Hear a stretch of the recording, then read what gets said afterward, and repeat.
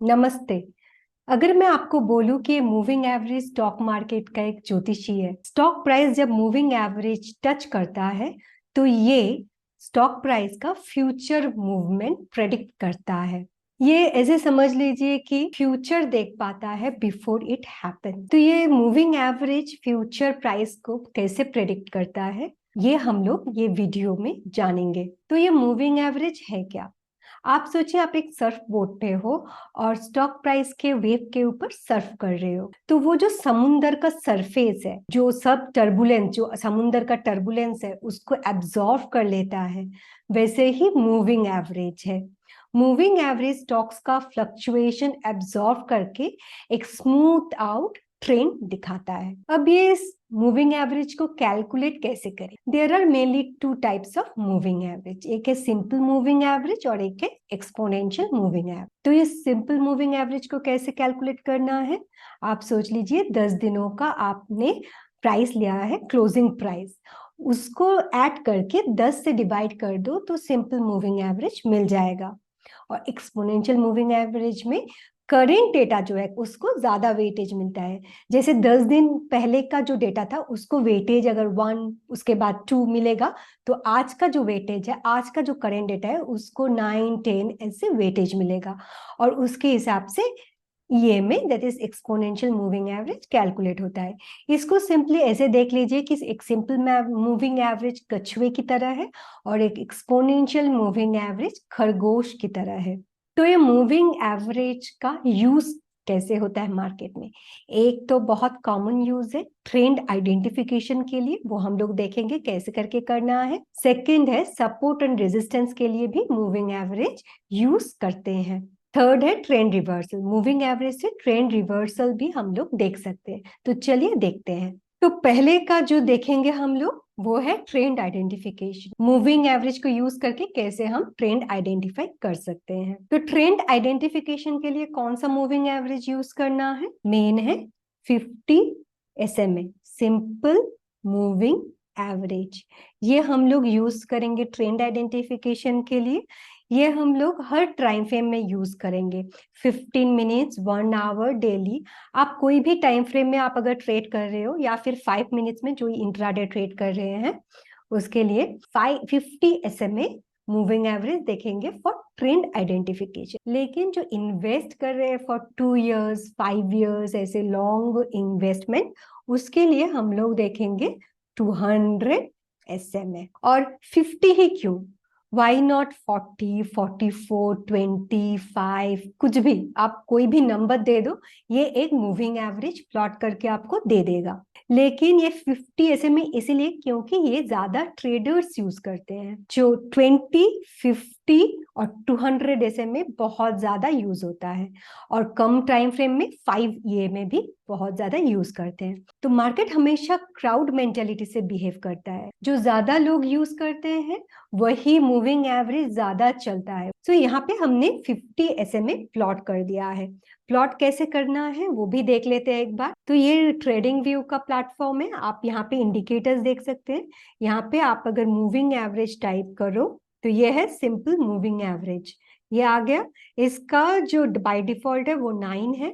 इसमें हम लोग सेटिंग्स, यहाँ पे ऑप्शन है, सेटिंग्स में जाके इसको 50 कर देते हैं। 50 कर दिया तो ये हमारा 50 SMA आ गया। तो आप अगर यहाँ पे देख सकते हैं, यहाँ से यहाँ तक मार्केट का डाउन ट्रेंड है। यहाँ पे थोड़ा बहुत फ्लक्चुएशंस है, लेकिन आप अगर इसका स्लोप देखो तो हम लोग कैसे करके डिसाइड करेंगे? ये है अप ट्रेंड है ये, क्योंकि ये ऊपर की तरफ जा रहा है मूविंग एवरेज, और ये डाउन ट्रेंड है क्योंकि ये नीचे की तरफ इसका स्लोप है। तो इसमें अगर आप देखो यहाँ पे देखो, आप कोई स्लोप है नहीं, ये जस्ट ऐसे है। ये अप मूव में भी नहीं है, ऐसे करके भी नहीं जा रहा है, डाउन मूव में भी नहीं है, ये है साइडवेज या वोलाटाइल फेज में ये है। फिर से नीचे आ गया, नीचे ही है। यहाँ पे कोई अप मूव ऊपर गया तो है लेकिन स्लोप नीचे ही है, नीचे है, नीचे। अभी स्लोप कहाँ पे चेंज हो रहा है देखते हैं। ये देखिए, स्लोप इधर से चेंज हो गया, यहाँ से ऊपर की तरफ जा रहा है। तो फिर उसका मतलब है यहाँ से इसका अप ट्रेंड स्टार्ट हो गया। तो ये स्लोप देखना कैसे है? हम अगर इधर है एकदम लास्ट में, ये वाला कैंडल में है, तो हम लोग स्लोप कैसे फाइंड आउट करेंगे? पहले का तो स्लोप दिख गया क्योंकि ये ऑलरेडी पास्ट प्राइसेस से प्लॉट हो गया है, लेकिन यहाँ का स्लोप कैसे देखेंगे? हम लोग 5 कैंडल्स लेंगे, 1 2 3 4 5, 5 कैंडल ले लेंगे। उसके बाद यहाँ पे एक वर्टिकल लाइन ड्रॉ करेंगे और मूविंग एवरेज को देखेंगे स्लोप किधर है। मूविंग एवरेज अभी नीचे की तरफ तो है, लेकिन ऐसे करके नहीं जा रहा है, इट इज वोलाटाइल फेज में है, क्योंकि बहुत ज्यादा नीचे नहीं है। जैसे ऐसे यहाँ पे आप अगर देखो तो ऐसे फेज में है, ये वोलाटाइल और साइडवेज मार्केट में ऐसे फेज रहता है। जब भी आपको मूविंग एवरेज अच्छा स्लोप में मिलता है, आइदर डाउन और अप, तभी ट्रेड लेना है। अगर हम 5 मिनट्स चार्ट पे ले लें तो 5 मिनट्स चार्ट पे भी ये देखिए अप ट्रेंड है, पूरा एकदम स्लोप ऊपर की तरफ है। लेकिन अभी क्या हुआ है, अभी ये थोड़ा वोलाटाइल या फिर साइडवेज मार्केट में आ गया है, ना तो नीचे जा रहा है ना तो ऊपर जा रहा है। तो ये फेज में ट्रेड नहीं लेना ही ठीक है। और भी अगर आप देख सकते हैं, और भी देख सकते हैं हम लोग 15 मिनट्स टाइम फ्रेम में। यहाँ पे जाके अब आप टाइम फ्रेम भी चेंज कर सकते हो। हम 15 मिनट्स लेते हैं, तो 15 मिनट्स में भी देख लीजिए, यहाँ से यहाँ तक का ट्रेंड डाउन है, डाउन है। यहाँ पे ऊपर तो आया लेकिन ट्रेंड डाउन है, डाउन है, डाउन है। अभी यहाँ से ट्रेंड हो चेंज हो गया, तो हम लोग कहाँ पे ट्रेंड चेंज दिखेगा? यहाँ पे, क्योंकि ये 5th कैंडल है, 1 2 3 4 5, तो 5th कैंडल से हमें दिखेगा कि ट्रेंड ऊपर की तरफ है। तो सेकंड जो यूज है मूविंग एवरेज का, वो है क्रॉसओवर। ये क्रॉसओवर ऐसा जंक्शन है जहां पे स्लो मूविंग एवरेज, स्लो जो मूव हो रहा है, वो फास्ट मूविंग एवरेज को मीट करता है। तो जब मीटिंग होती है तो वो फ्यूचर प्राइस मूवमेंट कैसे हो सकता है वो बताता है। तो ये कैसे बताता है, चलिए हम लोग चार्ट्स पे देखते हैं। हम लोग कौन सा मूविंग एवरेज यूज करेंगे? एक तो हमारा स्लो मूविंग एवरेज जो है हमारा 50 SMA। ज्यादा मूविंग एवरेज यूज करने का जरूरत नहीं है। 50 moving average, 50 SMA is enough to find the trend and for the crossovers. और जो फास्ट मूविंग एवरेज है वो हम लोग यूज करेंगे 5 एक्सपोनेंशियल मूविंग एवरेज। तो देखते हैं ये कैसे करके काम करता है। यहाँ पे जैसे हम लोग बोले थे, यहाँ से यहाँ का ट्रेंड डाउन था, लेकिन देखिए यहाँ पे क्रॉस ओवर हुआ, ये क्रॉस किया और उसके बाद देखिए ये ऊपर जाते रहा। तो इसके बाद ही इसका ट्रेंड रिवर्स हो गया क्रॉसओवर पॉइंट से।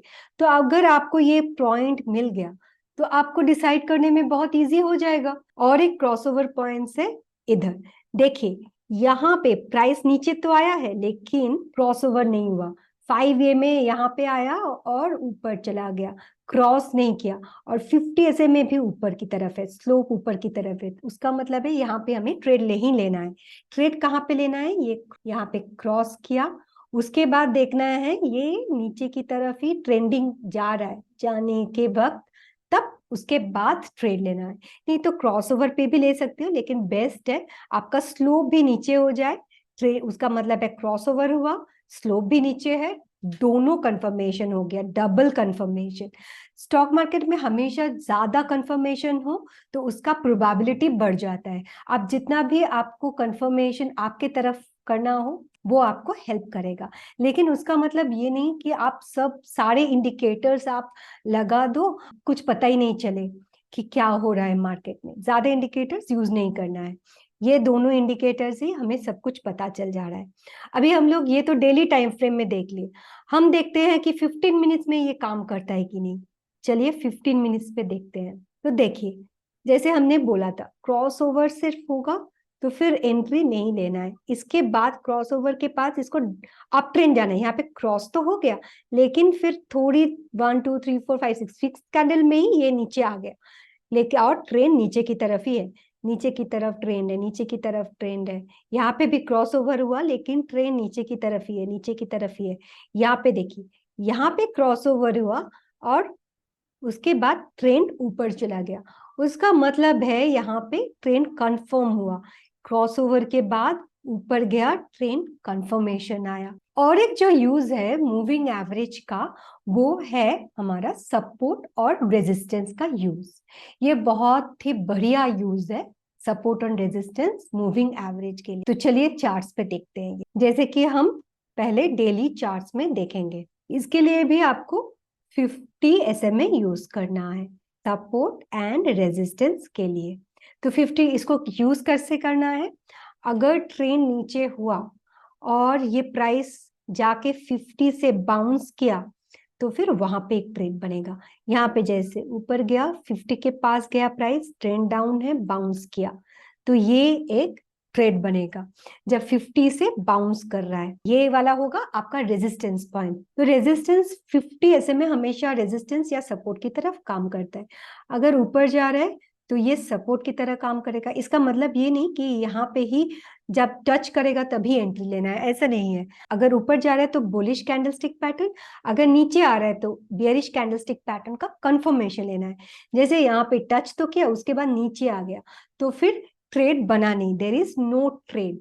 यहाँ पे ऊपर गया, टच किया, बियरिश कैंडल बन गया, ट्रेड।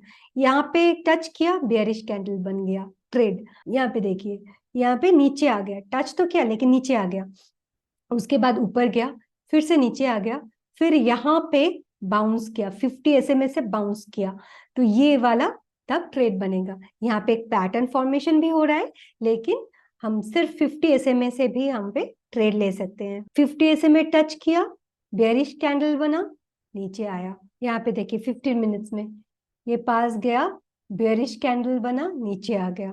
हम अगर इधर भी देखते हैं, देखिए कितना अच्छे से काम किया।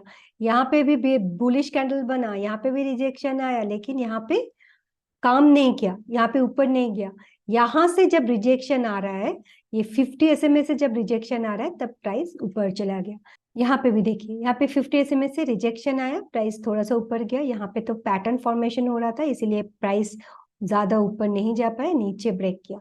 लेकिन ब्रेक जब किया तभी भी 50 SMA से ही यहाँ पे कंफर्मेशन आया। देखिए ब्रेक किया, 5 EMA भी क्रॉस ओवर हुआ, और यहाँ पे 50 SMA के पास से ये बेयरिश कैंडलस्टिक पैटर्न भी बना। तो ऐसे बन रहा है, तो ये तीनों कंफर्मेशन है। एक तो है क्रॉसओवर, दूसरा कंफर्मेशन है बेयरिश कैंडल, एंड तीसरा कंफर्मेशन है कि ये टच करके नीचे आया, ये रेजिस्टेंस जोन बन गया। तो तीनों कंफर्मेशन के साथ आप अगर कोई ट्रेड लेते हैं तो उसका प्रॉफिट बहुत ज्यादा आपको मिलता है। तो ये है मूविंग एवरेज का एक मैजिक। ये कोई लाइन नहीं है चार्ट पे, ये मार्केट का रिदम बताता है। तो आप जितना रिदम को समझ पाओगे उतना ही इजिली ये स्टॉक मार्केट में नेविगेट कर सकते हो। Happy surfing the stock market and happy trading. Bye bye.